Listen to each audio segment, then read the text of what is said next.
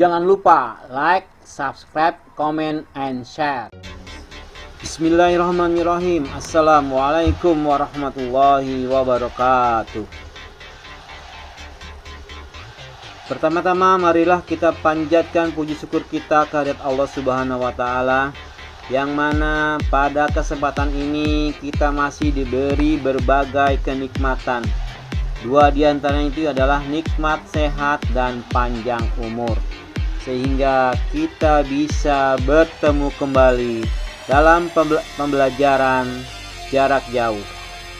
Mudah-mudahan kita semua dijauhkan dari berbagai penyakit. Amin amin ya rabbal alamin. Untuk pertemuan kali ini, sebelum dimulai, marilah kita membaca basmalah. Bismillahirrahmanirrahim. Mudah-mudahan pembelajaran kita kali ini dihitung ibadah oleh Allah Subhanahu wa taala. Amin amin ya rabbal alamin. Untuk sesi kali ini saya akan sharing tentang struktur kontrol perulangan, ya.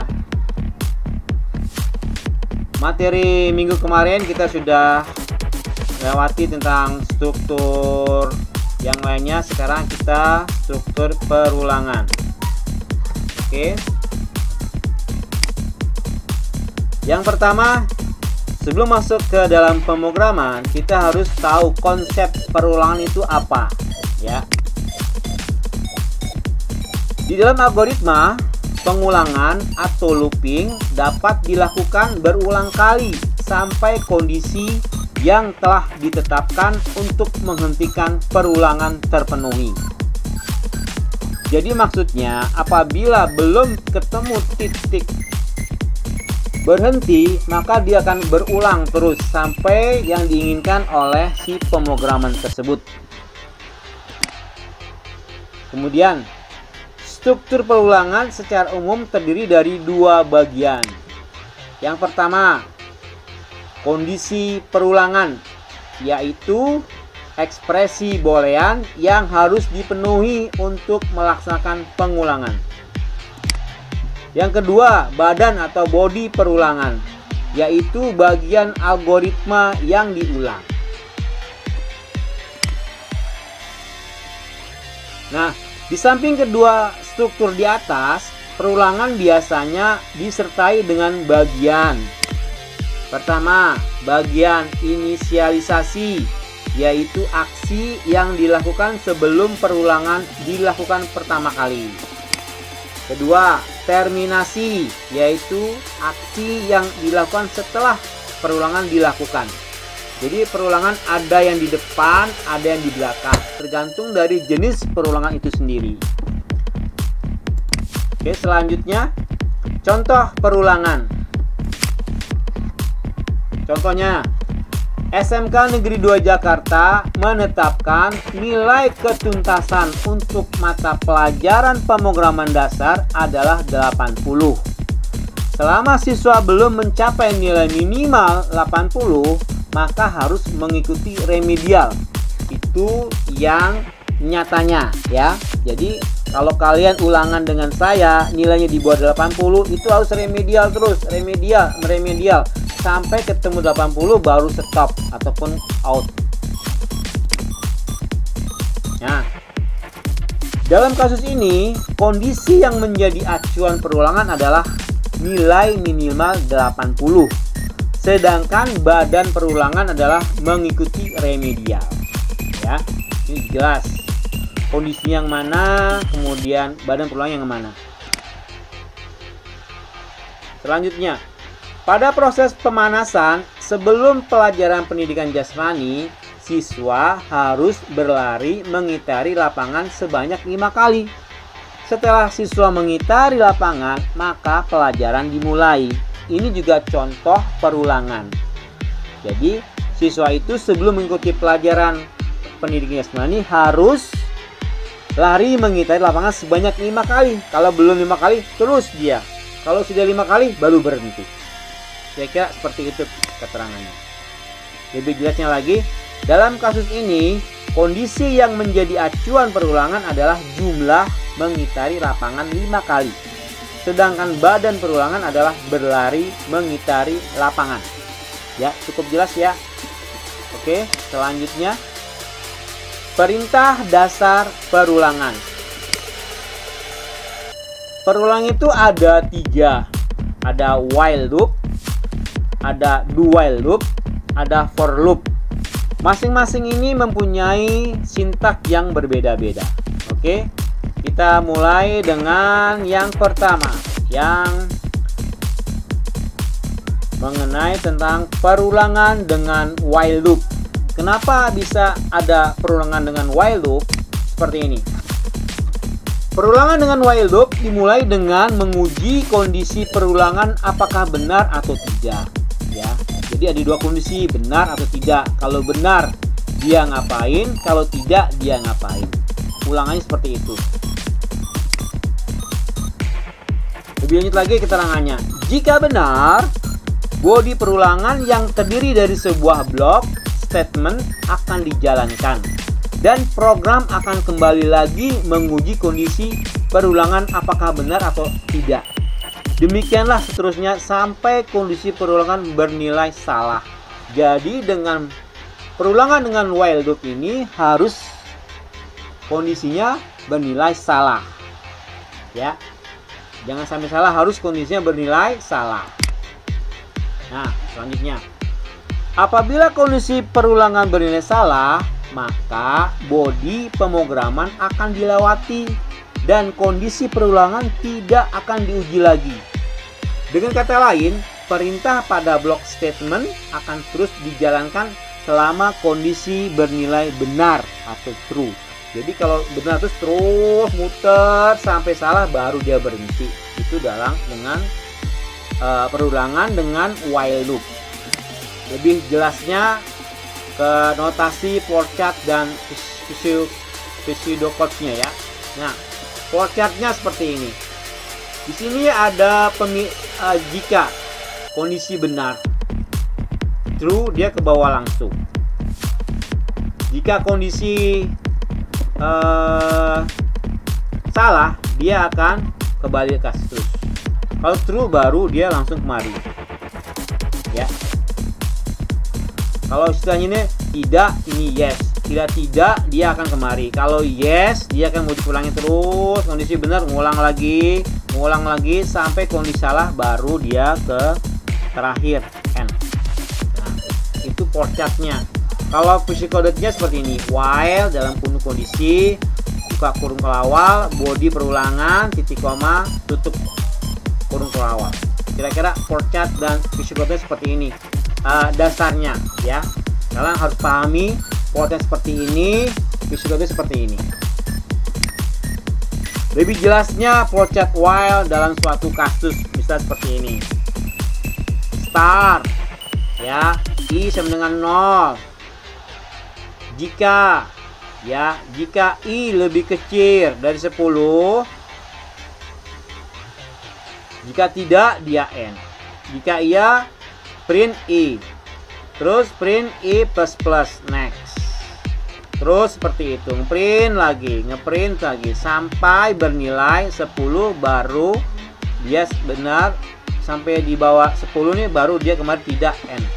Kalau dia nggak sebelum sampai 10 dia akan terus benar, terus muter terus seperti ini ya. Ini flowchart studi kasusnya seperti ini. Kemudian kita lihat dalam pemrogramannya di Dev C++. Di sini ada include state iStream using name standard, char ulangi ya, intercounter 0, perulangan while ulangi, printf apakah kamu mengulang lagi, printf ya, chain ulangi, incrementnya ini counter plus ini, kalau plus ini ditambah, kalau plus tambah, kalau min jadi kurang ya. Tambah satu ini, kalau plus begini dari perintahnya bertambah satu lagi, tambahlah satu sampai jawaban yang tidak benar.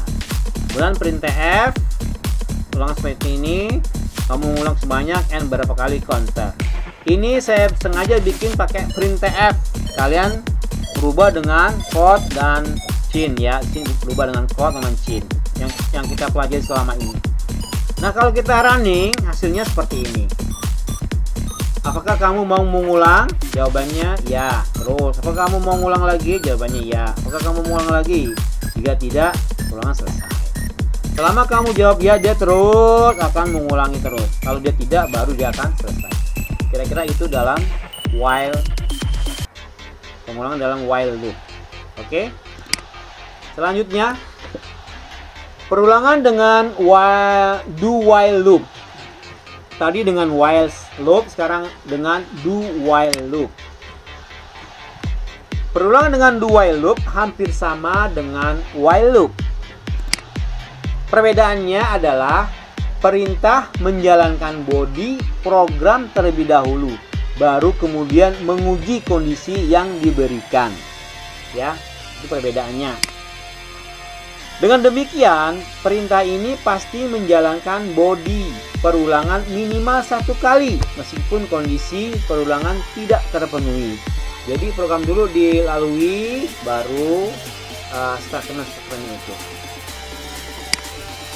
Lebih jelasnya lagi kita lihat ke notasi port chart dan psikocodec-nya. Port chart-nya yang sederhana, ada body, ada kondisi di sini. Ini tidak, ini yes ya. Kalau tidak, dia akan berakhir sama seperti ini, body perulangan, kondisi. Jika ya, dia ngulang lagi seperti ini terus sampai kondisi menyatakan tidak, baru selesai. Nah, kalau pseudocode-nya seperti ini, do buka kurung kelawar, body perulangan, while kondisi ya. Kalau tadi cuma dua doang, sekarang ada do-nya. Nah, lebih jelas seperti ini.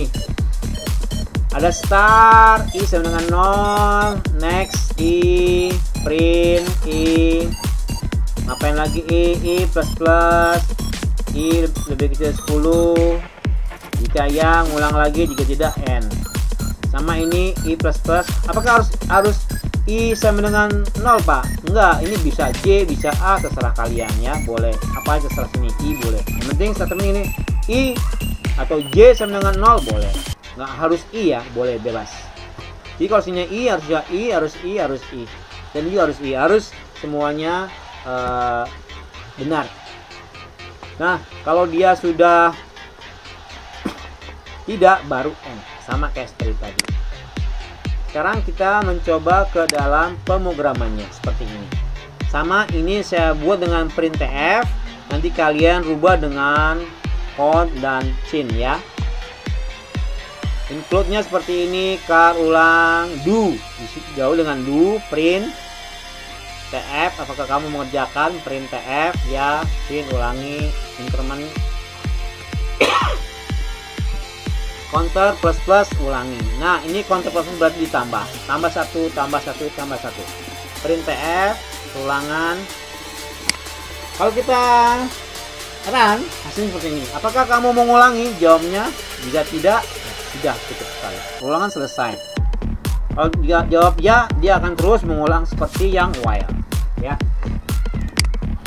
Oke, selanjutnya perulangan dengan for loop. Apa itu yang ketiga? For loop. Secara prinsip, perulangan dengan for mirip perulangan dengan while, di mana kondisi perulangan akan diuji terlebih dahulu. Selanjutnya, body perulangan akan dieksekusi. Di mana perbedaannya adalah pada struktur perintah dalam for yang lebih kompleks, di mana setiap perulangan dengan for loop harus dideklarasikan ya. Yang pertama, inisiasi nilai awal pada variabel yang digunakan untuk perulangan. Yang kedua, kondisi yang akan diuji untuk menentukan apakah perulangan akan dijalankan atau tidak. Jika kondisi bernilai benar, perulangan dilanjutkan. Namun, jika tidak, perulangan akan berhenti ya. Kira seperti itu prinsipnya dalam for loop. Nomor 3, pasca iterasi ekspresi yang dijalankan di akhir setiap body perulangan ya. Selanjutnya, kita masuk ke dalam notasi port chart dan pseudocode-nya. Prosedurnya seperti ini. Inisiasi apa di sini? Apa perintahnya apa?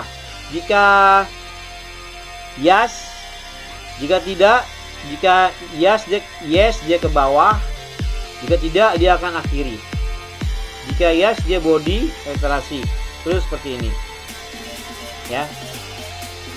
Kemudian psikodotnya ini for inisiasi kondisi pasca iterasi body perulangan. Lebih jelas seperti ini. Di dalam proses yang lebih rinci lagi, ada start, ada i sampai dengan 0. Ini hitungan awal untuk perulangan. Ada kondisi. Jika i lebih kecil 10, jika tidak, dia akan berhenti. Jika iya, dia akan terus seperti ini, ya. Terus print i, terus ke bawah lagi i plus terus next. Terus sampai i itu lebih kecil dari 10, maka dia tidak N, ya. Contoh programnya seperti ini. Lebih mudah lagi. Integer main for integer i sama dengan 0, i lebih kecil dari 10, i plus berarti ini i biasa plus ditambah 1 ditambah 1, kurung awal printf perulangan ke seperti ini, seperti ini. Nah, ini kamu ganti juga dengan code ya, jangan lupa. Jangan sama dengan yang saya buat. Kamu mesti beda. Nah, seperti ini jadinya. Perulangan ke 1, kedua, ketiga sampai 9, maka dia begitu 10 dia akan berhenti. Ya. Oke, lanjut. Sekarang perulangan bersarang. Apa itu perulangan bersarang? Secara sederhana, perulangan bersarang dapat diartikan sebagai perulangan dalam perulangan. Jadi, ada program lagi di dalamnya. Ya, agak sedikit rumit. Dengan demikian, jumlah perulangan yang terjadi menjadi lebih banyak, yaitu perkalian antara perulangan di luar dan perulangan di dalam. Ya. Ada statement lagi ada for lagi, kayak seperti itu. Dalam pembuatan aplikasi, perulangan bersarang banyak dipakai untuk melakukan perulangan bertingkat. Misalnya, untuk menampilkan daftar perkalian bilangan, faktorial, dan lain-lain. Demikian konsep perulangan bersarang. Nah, lanjutnya, notasi flowchartnya bagaimana dan psikodotnya? Flowchartnya ada kondisi benar ke bawah, kemudian kalau benar ke bawah, kalau salah sebiasa ke bawah. Ada kondisi 2 benar, terus ke bawah, terus sampai gini. Ini kondisi lagi. Jika tidak body 1 dibalik kondisi terus sampai kondisi ini yang diinginkan, baru dia keluar. Kalau psikodotnya for inisialisasi kondisi pasca iterasi body perulangan, for inisiasi lagi kondisi 1 pasca terus body kedua, seperti itu. Nah, lebih jelasnya codingannya seperti ini. Include integer main for integer i sama dengan 0, i lebih kecil dari 10, titik koma i plus jadi biasa i tambah 1 tambah 1. Kemudian kurang awal ada for lagi. Nah, di sini perintah lagi for nih. Ini for pertama, ini for kedua. Ya. Tapi nyitaknya hanya 1. Print perulangan ke berapa. Ya. Nah, hasilnya jika dieksekusi akan seperti ini. Ya.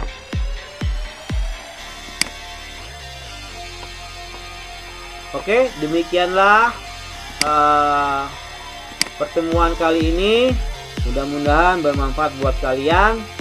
Saya ucapkan wassalamualaikum warahmatullahi wabarakatuh. Mari kita tutup dengan baca hamdalah. Alhamdulillahirabbil alamin.